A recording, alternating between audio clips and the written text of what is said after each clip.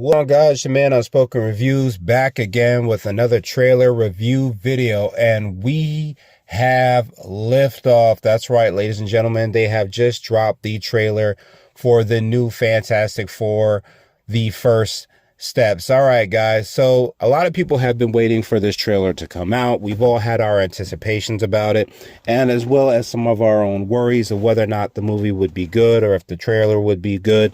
A lot of people were thinking that the trailer was going to drop during Super Bowl. However, they managed to drop the trailer a couple days before, which makes sense. That's something they would do, trying to get the hype ready for this movie. So my thoughts prior to seeing the trailer, I was a little indifferent about this film. I know the Fantastic Four films have not been well received, whether or not you're thinking of the 2005 Fantastic Four film, the sequel with the Rise of the Silver Surfer, as well as the Josh Trank film. All of the Fantastic Four films were not well received in the past 15 years and I think that it makes sense. There has just been pieces missing back then, especially this was pre-MCU. So those films didn't really get a chance to fire off on all cylinders. Back then, comic book movies were just looked at as cash grabs. There wasn't a lot of tender love and care given towards the films. That's just kind of how it was. I wasn't exactly mad about it because back then we didn't have so much of a gold standard outside of 2002 Spider-Man.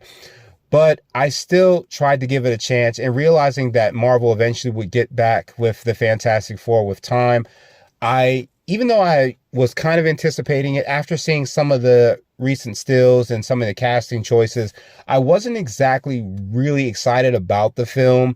I wasn't excited about some character looks, particularly The Thing. I didn't like what they were doing with his visuals as well as him wearing the suit. That was just my opinions towards it. I wasn't really excited with Pedro Pascal playing Reed Richards.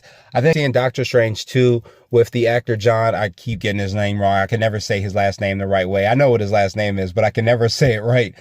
Seeing him as Reed Richards, I really liked the look of him as Reed Richards, and I was really kind of hoping they were going to use him with the Fantastic Four film, but they decided not to, and they went with Pedro Pascal. Pedro Pascal has been kind of the national treasure for Disney. They've been having that man in everything, and the man's been everywhere. He's a great actor, so I'm not surprised that he was able to get the spot as Reed Richards. So far of what I've seen, he looks like he's going to do okay, but as far as just the visual idea of what I expected, I was not excited about it, finding out who was going to be playing the character. As far as Johnny Storm, you know, Joseph Quinn is an amazing actor. I think he did great in Stranger Things, so I was excited to see him here. I'm excited to see what he brings.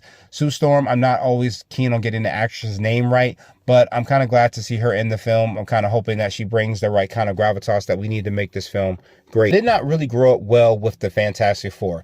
Back then, in the animated days of Marvel, I was really much more into X-Men and Spider-Man. I did not really care for the Fantastic Four animated show. I have been trying to change that and try to watch it a little bit to kind of get geared up for the movie, so I get a better understanding of the camaraderie and the connection between Marvel's first family, because I really want to try to understand them a little bit more prior to getting into the actual movie. I know a lot of people say I should check out the comics. I probably will check out the comics as time goes on. I do have Marvel Unlimited here on my phone, so I might look that up and try to kind of dig into it a little bit.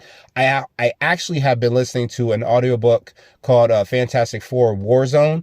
It's been pretty good so far. I've been enjoying it so far. And they've also, the group that I do listen to that does a lot of audiobook or Marvel TV shows, I'll put the link in the description for the video. You guys can check that out. They just started doing Fantastic Four along with X-Men and Spider-Man. So if you guys ever want to check them out, they're pretty awesome. They make some pretty great stuff. All right. The trailer is okay, as best as I can explain it. I did not love or hate it. I was just kind of like in the, okay, it's a pretty good introduction. And such is what a teaser trailer should be. It's not supposed to give you all the details. I think a lot of comic book fans have just gotten a little bit selfish with the way we really want things in films, the way we expect things in films. And I think that's kind of Marvel's fault, because they've set such a gold standard with their characters and their movies that anytime that we sense something is just a little bit off, people really just kind of have their doubts right off the bat. You know, I liked how Marvel tried to do the little event thing, but it was really kind of unnecessary. They went to the, I think it was a Space Center, a Rocket and Space Center, and they tried to have the introduction to the trailer, but it felt really kind of unnecessary. It wasn't something that you really needed to do.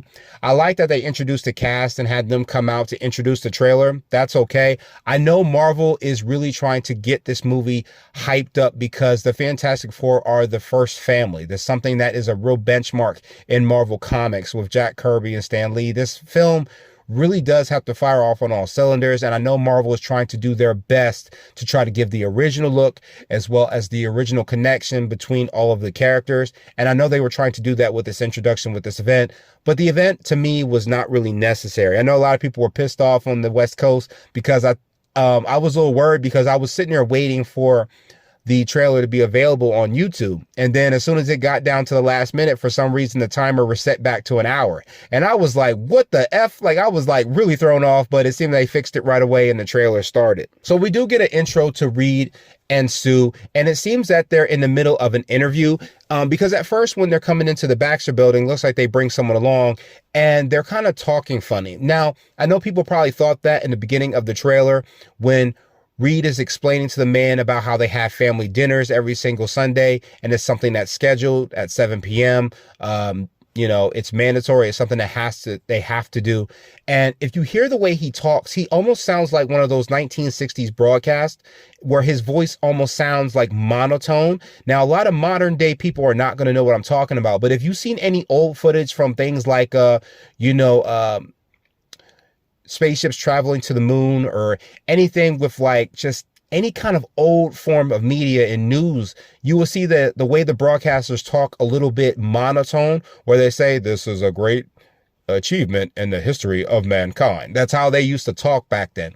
So it didn't surprise me when I heard him talking like that. It threw me off for a quick second, but then when I started to notice the way the camera was pandering, I was like, oh, okay, they're doing an interview. This is probably has to do with after the events of them gaining their powers. People are probably seeing them as heroes or being held high as celebrities where they're at. Mind you, they do live in the 1960s era. So to them and to the people around them or around the world, they're probably regarded as just these kind of superheroes that everyone is excited to see. Introduced to Herbie, the robot that they have created to help them out around the Baxter building. We also get a shot of the Baxter building. It looks really good. And we also get an introduction to Ben Grimm as the Thing. That's right, guys. We get to see him interacting with Herbie. It looks like they're making some kind of dinner, or it looks like, I don't know if it's spaghetti or something like that, but it looks like he's testing some kind of sauce that Herbie has made, which is interesting that a robot is able to make perfect kind of sauce, which I find very interesting. Right off the bat, I was not excited with the way the Thing looked or sounded, okay? I told you guys that in the beginning of the video. It's not that I did not like the Thing. I like him as a character. I just never really liked the original look from Jack Kirby with the eyebrow on the top. I always kind of found that is kind of weird looking. That's just me. And he always kind of looks weird when he's wearing the full Fantastic Four suit. Maybe the eyebrow will be something that grows on me when the top half of the suit comes off, because I don't like seeing the Thing in a full suit. I've always liked the bare chest there and then him wearing the pants. It's always looked better to me. That's just my opinion, but that's kind of what I grew up on at a time. Because I remember seeing him in the Spider-Man animated series when they did kind of like the Secret Wars type of thing. And I did not like the way he sounded in the trailer. He sounded almost too human. We do know that as they go up in space and are hit with those cosmic rays, he does get his rock form. His physiology completely changes. That means everything changes, not just his outer appearance, but also his organs, like his heart, his lungs, his liver, his brain. Everything becomes pure rock. He's just pure stone at this point. And hearing him talk with a very human voice sounded kind of weird. You know, even from the 2005 film, his voice even had more of a raspy type of tone when he turned. And I kind of wanted to hear that from this version of the Thing. I don't like the human tone there. I was kind of hoping for a bit of a kind of like a raspy or a bit of a weird clattering type of tone when he speaks. That's just my opinion of it. I mean, it's even like that when I watch him in the Spider-Man animated series for the Secret Wars knockoff. He's kind of talking the way he speaks. Even when he moves, when he's clapping, I understand the tone of the rock. But even when he's moving, there should be like kind of like a crinkling or clatter of the stone. Maybe that's just me. Maybe it's just because it's the trailer. We don't hear it. But I was kind of hoping to hear that and we didn't get it. Maybe when we actually see the film, we'll hear it. But that's just, it's like a little minute, small thing for me. I can't speak for everyone else. I was just kind of hoping to hear that from the thing. So we are introduced to each of the characters' power sets, you know, with Sue's ability to turn invisible, Reed's ability to stretch, and you know, what has happened to Ben, as well as Johnny turning on fire. And it seems that Reed introduces this by talking about them going back up into space. And because he says it sounds like something's going to happen that is regarding Galactus or perhaps the Silver Surfer, which is going to have them go back up into space to handle something. There is a shot in the trailer where it looks like something happens in space that's going to gather the team's attention, and they realize that they have to go back up and figure out what's going on. But Reed kind of goes into this moment where he's talking about the first time we went up, you weren't invisible, Johnny wasn't on fire, Ben wasn't made of rock. And, you know, it seems that Reed is still kind of dealing with the guilt of what he did, taking them up into space. And this is not something I haven't heard of. This is something that does happen to Reed after, you know, taking the team up there. Reed has always been a very by the numbers type of guy. The dude has always been 110% into science. It's almost like he loses touch with reality, especially when he gets really thrown into something amazing. He gets so hyped up and excited. He can pretty much drown out the rest of the world and be solely focused on whatever task he's doing, whether or not, you know, with the negative zone or just like the events I think I've seen from the Civil War comics. I actually listened to that audiobook a little while ago, and this dude was so focused on what he was doing with Tony, he pretty much almost lost his entire family. You know, him and Sue almost fell off. Ben disappeared. You know, Sue and Johnny were pretty much diverting away from the team because of everything that was going on. And Reed was so focused on everything he was doing, he was not thinking of the outcome of every decision that he was making. Of course, by the end of the audiobook, he changes that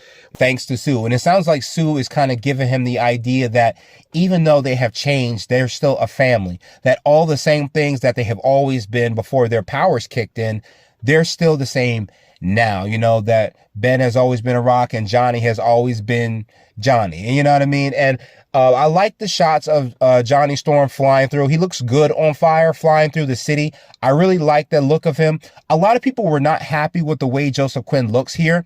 But this haircut, this blonde haircut, I know he kind of looks like the real Slim Shady. But this haircut is kind of what was considered cool back in the 1960s. It was kind of very fashionable. So it doesn't surprise me. A lot of people were kind of thinking he's supposed to look a little bit more goofy or cool or suave. Johnny Storm is like that. But one, this is just a teaser trailer. So he's probably not going to act like that in just a teaser. We're just seeing what he looks like on fire. And two, he probably is going to be much more upbeat like that when he gets into the second trailer, and then when they end up moving to the Sacred Timeline. That's probably when things are going to be different. He's probably going to be the most excited person to be in the modern world, if I had to guess. When the team goes from this 1960s era to the, you know, the Sacred Timeline, he's probably going to be the most excited to see that world, to see all the different changes, the different styles. That's just how Johnny Storm is, and I'm expecting that. But he looks good flying through the city. He looks good in his fiery form. I can't wait to see it a little bit closer, because at this trailer, we're just kind of seeing him zip through the buildings. We also get our shot at Galactus. I was not expecting them to show Galactus in this teaser trailer. I thought they were going to hold off on him. When I saw the shadow looming over New York, I was like, okay, that's all we're going to get. But then they actually give us the rear shot of him kind of moving over the Statue of Liberty. Now, if you guys are not familiar with Galactus, this dude is a planet eater. And if he showed up to this planet, we know he's doing that for a reason. He usually needs an organic planet in order to feed off of. I think it's thermal inorganic, something like that. But usually the Silver Surfer will find the planet and then he will come to feed off of it. Now, I'm kind of hoping that this film doesn't try to just knock off of what was from this sequel with The Rise of the Silver Surfer. I know we're getting a different type of Silver Surfer. Nobody's really happy about that. I was a little indifferent about it as well. I'm kind of hoping, as long as the writing is good and it sounds good, I'm willing to give it a chance. But it seems like Galactus is going to come to feed on the planet, which is going to be very messed up because the team is probably going to have to relocate from there to the other timeline. It makes me wonder, are they the only ones that are going to go? Are they going to try to take as many people with them as they can? Because the Fantastic Four are going to be regarded as heroes. And if they're unable to save the planet, I'm pretty sure that guilt is going to weigh heavy on them when they come to the Sacred Timeline. We also get some shots of the Fantastic car. It looks pretty good. I'm looking forward to seeing it fly. Right now, we're just kind of seeing it on the road. I'm pretty sure by the next trailer, we'll get to see it fly a little bit. I'm very patient, but the Fantastic car looks really good. It looks really like in that good era of the 1960s. And I can't wait to see it flying. I think it's going to be pretty awesome to finally see it. So that was a trailer, guys. I was indifferent about it. It's a teaser trailer. It's just meant to give an idea of what we should expect from this film. We see that it's releasing in July, I think 25th. It's going to be a really big movie. It's got a lot that it has to do.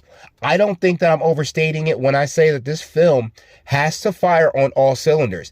It cannot fail. I mean, I'm telling you, I understand comic book movies are not always perfect, but this movie has got to be great. This team cannot fail. I'm sorry, Kevin Feige. I'm not trying to be a douchebag, but this movie has got to be amazing. The last couple Fantastic Four films, especially the Josh Trank one, was a complete letdown. This movie has got to be amazing, and they have got to hit with the family aesthetic. They got to hit with the Powers aesthetic. We have to see each of them grow. And as they move on to the Sacred Timeline, I am excited to see how they deal with coming out of time. Mind you, one of the things that made Captain America, the first Avenger, moving into the Avengers film so amazing was that Steve Rogers was still trapped in the ideals and the morals of being in the 1940s. He was still used to life in a certain type of way. He was still used to the way America fought for its rights, the way America was viewed, the understanding of doing the right thing and only the right thing, and understanding that they had to do what they had to do so people would be free. But by the Avengers and the Winter Soldier, we see that his ideals change because he's presented with a world that doesn't go by those same rules, and they would tell him, the world is changing and you have to get with that, Cap. And Cap was like, don't hold your breath. Like, he still wants to hold on to those same morals and ideals. And that's going to be really interesting, seeing the Fantastic Four come from a version of the 1960s into this modern world where they start to realize that things like family dinners and the family as nuclear family is kind of considered undesirable in today's age. So it's going to be very interesting seeing them bring these kind of core values to this modern world and how they affect it going forward. I'm excited to see how the Sacred Timeline takes them coming in. It's going to suck not having the connection between Reed Richards and Tony Stark. I know that after Secret Wars, they're trying to do a soft reboot of the MCU. Maybe that will change. I'm kind of hoping, but I always like the connection between Stark and Richards. I'm kind of hoping that they kind of go with that. I'm excited to see them come into Secret Wars, how it's going to change things. We did not get any shots of Victor Von Doom at all. Perfectly fine. This is not his movie. I'm pretty sure the Von Doom we might get might come from a different timeline or a different part of the multiverse. Maybe he might come from this 1960s era. I doubt it. The guy just looks a little just too high tech. He's probably going to come from a completely different timeline. I don't know if maybe this Reed Richards might know this Von Doom, or maybe this Von Doom might know this version of Reed Richards. I don't know. I'm excited to see it, but that was my thoughts on the teaser, guys. I know a lot of people are kind of hoping the film is going to fail. Listen, the best thing we can do is wait for the next trailer and give the film a chance when it comes out. I know a lot of people are doing the same thing with Captain America: Brave New World. Guys, go see the film and make your own decisions. Don't let people get you caught up in, oh, I don't like it, so I'm not going to go see it. And, if people want to be that negative, let them be that negative. But if you're going to make your own decision, make it because you want to form your own. Don't form your decision based off everybody else. But that was my review, guys, for the teaser trailer for the Fantastic Four: First Steps. I hope you guys liked the video. Like the video, subscribe, catch that notification bell. I have a couple more videos that I'm going to be dropping in the coming days, and I will catch you guys in the next one. Later.